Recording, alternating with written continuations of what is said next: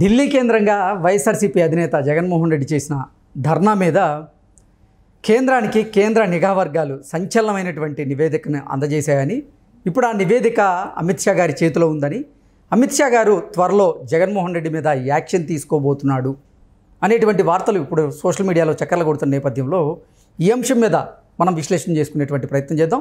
ప్రస్తుతం మనతో పాటు ఉన్నారు తెలుగుదేశం పార్టీ అధికార ప్రతినిధి సూర్యదేవర్ లత గారు. లత గారితో మాట్లాడదాం.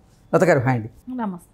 ఢిల్లీ కేంద్రంగా జగన్మోహన్ రెడ్డి చేసినటువంటి ధర్నా మీద కేంద్ర నిఘా వర్గాలు కేంద్రానికి ఒక సంచలనమైనటువంటి నివేదికని అందజేసినట్లుగా, ఇప్పుడు ఆ నివేదిక అమిత్ షా గారి చేతిలో ఉన్నట్లుగా, అమిత్ షా గారు జగన్మోహన్ రెడ్డి మీద అసహనంతో ఉన్నట్లుగా, త్వరలో యాక్షన్ తీసుకోబోతున్నట్లుగా కొన్ని వార్తలు అయితే వస్తూ ఉన్నాయి. వీటి మీద మీ విశ్లేషణ ఏంటి?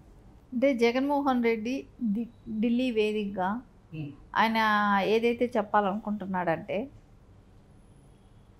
ఆయన చెప్పేది ఏమో నమ్ముతారని ఆయన ఊహించాడో ఏమో తెలియదు, కానీ అక్కడ ఎవ్వరూ నమ్మే పరిస్థితి లేదు.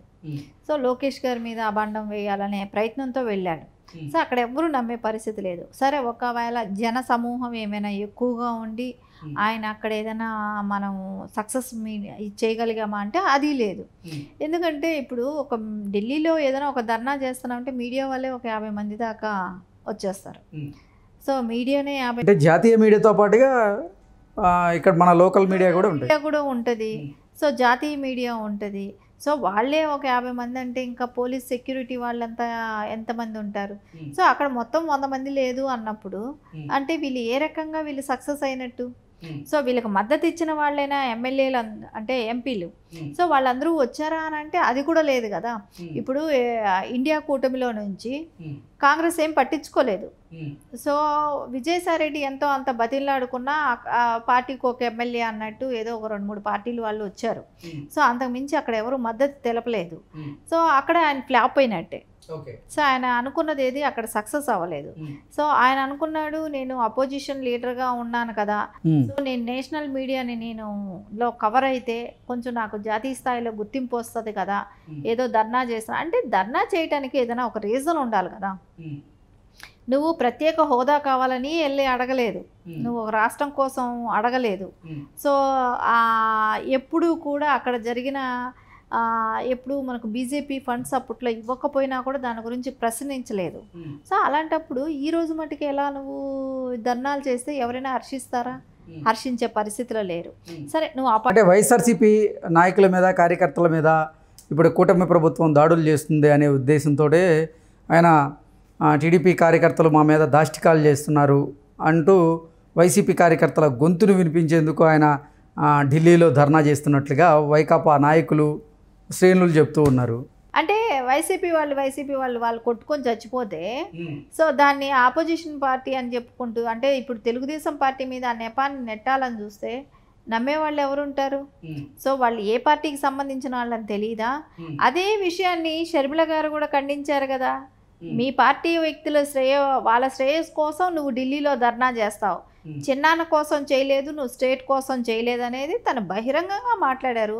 వాళ్ళ చెల్లి మాట్లాడిన దానికి కౌంటర్ ఇవ్వచ్చుగా. అంత ధైర్యం ఉన్న జగన్మోహన్ రెడ్డికి ఢిల్లీలో వెళ్ళి ధర్నా చేసే వాళ్ళకి ఏపీలో కూర్చొని వాళ్ళ చెల్లెలు ఇచ్చే స్టేట్మెంట్కి సమాధానం చెప్పించమనండి ఎవరితోనైనా. ఆయనే చెప్పలేదు. ఇంతకీ జగన్మోహన్ రెడ్డి ఢిల్లీ కేంద్రంగా ఈ ధర్నా చేయడం వెనక రహస్యం ఏంటి అంటే ఏం చెప్తారు? ఖచ్చితంగా ఇప్పుడు ఆయన ఉద్దేశం కాంగ్రెస్లో కలవాలనే ఆలోచనలో ఉన్నట్టున్నాడు. అంటే కాంగ్రెస్లో కలవాలనా లేదంటే ఇండియా కూటమిలో కలవాలనా? అంటే కాంగ్రెస్లో అంటే ఇండియా కూటమిలో కలవటమే కదా. సో ఏదైనా ఒకటే కదా. సో అంటే నిన్న మొన్నటి వరకు వైఎస్ఆర్సీపీని జగన్మోహన్ రెడ్డి కాంగ్రెస్ పార్టీలో విలీనం చేయబోతున్నారు అంటూ కొన్ని వార్తలు వచ్చినటువంటి నేపథ్యంలో ఇప్పుడు నేను అడగబోయేది ఏంటంటే, కాంగ్రెస్ పార్టీలో ఆయన పార్టీని విలీనం చేయబోతున్నారా లేదంటే ఇండియా కూటమికి ఆయన మద్దతు తెలపబోతున్నారా? ఇక్కడ ఒకటి, అక్కడ వాళ్ళ చెల్లెలైన షర్మిల గారు అక్కడ ఉన్నారు కాంగ్రెస్ పార్టీలో. సో స్టేట్లో వచ్చేటప్పుడు వాళ్ళిద్దరికీ అసలు పడదు. సో అందుకని అక్కడ వాళ్ళకి అవకాశం అనేది షర్మిల మూలాన ఏమైనా డోర్స్ క్లోజ్ అవుతున్నాయి, అయ్యాయి కూడా. సో దాన్ని ఎలా మనం షర్మిల గారిని పక్కకు తప్పించాలి, నాకు అవకాశం ఉండాలనే ప్లాన్తో ఆయన ఆలోచిస్తున్నాడు. సో రేపొద్దున ఈయనకి ఒకవేళ ఇండియా కూటమిలో ఈయన వెళ్తే షర్మిల గారు మాట్లాడకుండా ఉంటారా? సో అప్పుడు బాబాయిని చంపింది అన్న కాదని అంటదా కదా. అంటే అవినాష్ రెడ్డి కాదు, జగన్మోహన్ రెడ్డి సపోర్ట్ చేయలేదనే మాట అంటదా? అంటే అప్పుడు ప్రజలు హర్షిస్తారా? ఇవన్నీ కూడా క్వశ్చన్ మార్క్ ఉంటుంది. సో ఖచ్చితంగా ఆయన వెళ్ళాలనుకుంటూ ప్రయత్నించే మాట నిజమే అవుతుంది. కానీ అక్కడ షర్మిల గారికి కాంగ్రెస్ పార్టీ ఎలాంటి మద్దతు ఉందా? సో పక్కన పెడుతుందా? జగన్మోహన్ రెడ్డికి ఇంపార్టెంట్ ఇస్తుందా? ఇవన్నీ చూస్తే మటుకు ఖచ్చితంగా అది ఇవ్వకపోవచ్చు. ఎందుకంటే వాళ్ళ పార్టీ వాళ్ళు స్టాండ్ అవ్వాలనే చూస్తుంది కాంగ్రెస్ కూడా. ఎందుకంటే ఇప్పుడు ఏపీలో ప్రత్యేక అంటే డివిజన్ అయిన తర్వాత ఏపీలో కాంగ్రెస్ అనేది లేకుండా పోయింది. సో ఇప్పుడు అది ఏదో క్యాండిడేట్లు పెట్టుకునే పరిస్థితి వరకైనా వచ్చింది. సో అదంతా షర్మిల గారి దీని మూలానే వచ్చింది. సో మళ్ళీ ఇప్పుడు జగన్మోహన్ రెడ్డిని పెట్టుకుంటే సో మళ్ళీ మన పరిస్థితి ఏంటి అనేది వాళ్ళు ఆలోచిస్తారు. సో మనం అందుకని ఖచ్చితంగా జగన్మోహన్ రెడ్డి అయితే ఆయనకి ఏదో ఒక పార్టీ అండ అనేది, నేషనల్ పార్టీ అండ అనేది కావాలి. కాబట్టి ఆయన అవసరం ఆయన ఆకర్షించడానికి అక్కడ ఏదో ఆయన ధర్నా చేస్తే ఇది చేయటానికి. ఇప్పటి వరకు బీజేపీతో ఎందుకు అనుకున్నాడు? సో ఆయనకి రాజ్యసభ సభ్యులు చాలా ఉన్నారు కాబట్టి వాళ్ళ మద్దతు మీకు అవసరం ఉంటుంది కాబట్టి నాకు ఇంపార్టెంట్ ఇవ్వాలి అనే ఒక ధీమాతో ఉన్నాడు. సో ఇప్పుడు ఆ పీరియడ్ కూడా కొద్ది రోజుల్లో అయిపోతుంది. సో మళ్ళైనా అతని పరిస్థితి నార్మల్ పొజిషన్కి వస్తాడు. సో ఖచ్చితంగా వాళ్ళు కూడా పట్టించుకోవట్లేదు. ఎవరు అంటే కూటమిలో ఉన్నారు కాబట్టి వాళ్ళు అసలు పట్టించుకోరు. ఈ కాంగ్రెస్ కూడా పట్టించుకోవట్లేదు. ఆయనకి ఇప్పుడు ఏ పార్టీతో, నేషనల్ పార్టీతో మద్దతు అవసరం కాబట్టి కాంగ్రెస్లో ఉన్నట్టే బెస్ట్ ఏమో అనేది ఒక ఆలోచనతో ఉన్నట్టే కనపడుతుంది. ఇంతకీ జగన్ ధర్నా పైన కేంద్ర నిఘా వర్గాలు కేంద్రానికి ఎటువంటి రిపోర్ట్ను ఇచ్చాయి? ఆ రిపోర్ట్లో ఏముంది? ఇప్పుడు అట్టర్ ఫ్లాప్ షో అనే అయ్యిందిగా. ఆయన అక్కడికి వెళ్ళి ఏదైతే చెప్పాలనుకున్నాడో అది ఏది ఇవి అంటే గతంలో నువ్వు ఎప్పుడూ కూడా రాష్ట్ర భవిష్యత్తు కోసం మాట్లాడిన వ్యక్తి ఇప్పుడు నువ్వు వాళ్ళు వైసీపీ కార్యకర్తలు ఒకళ్ళకొకళ్ళు కొట్టుకొని చచ్చిపోతే సో దానికోసం నువ్వు ఢిల్లీలో వచ్చి ధర్నా చేస్తున్నావు అని అంటేనే అర్థమవుతుంది. ఎలాగో అపాయింట్మెంట్ కూడా ఇవ్వలేదు కదా.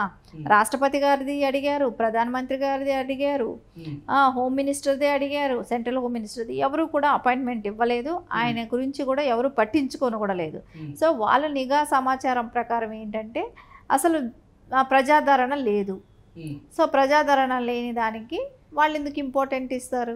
సో ఆ ఇన్సిడెంట్ ఏం జరిగిందనేది వాళ్ళకంటూ ఒక అవగాహన ఉంటుంది కాబట్టి. అంటే కేంద్ర నిఘా వర్గాలు కేంద్రానికి ఇచ్చినటువంటి నివేదికలో జగన్మోహన్ రెడ్డి ధర్నా గురించి మనం అంత పట్టించుకోవాల్సిన అవసరం లేదు, దానికి జనాదరణ లేదు అంటూ కొంతమంది చెప్తూ ఉన్నారు. మరికొంతమంది ఏమో జగన్మోహన్ రెడ్డి ఎన్డీఏ కూటమి మీద ఆయన వ్యతిరేకంగా పోరాడడానికి నిర్ణయం తీసుకున్నాడు, ఇండియా కూటమికి మద్దతు తెలిపేందుకు ఆయన ప్రయత్నం చేస్తున్నారు, అందుకే ఢిల్లీ కేంద్రంగా వారికి కొన్ని సంకేతాలు పంపిస్తున్నారు అనేటువంటి వార్తని కూడా, అంటే ఆ నివేదికను కూడా తెలియజేసినట్లుగా కొన్ని వార్తలు వస్తున్నాయి. వీటన్నిటిలో ఏది ఖచ్చితంగా కాంగ్రెస్తో కలవటం కోసమే కదా వాళ్ళు అక్కడికి వరకు వెళ్ళింది.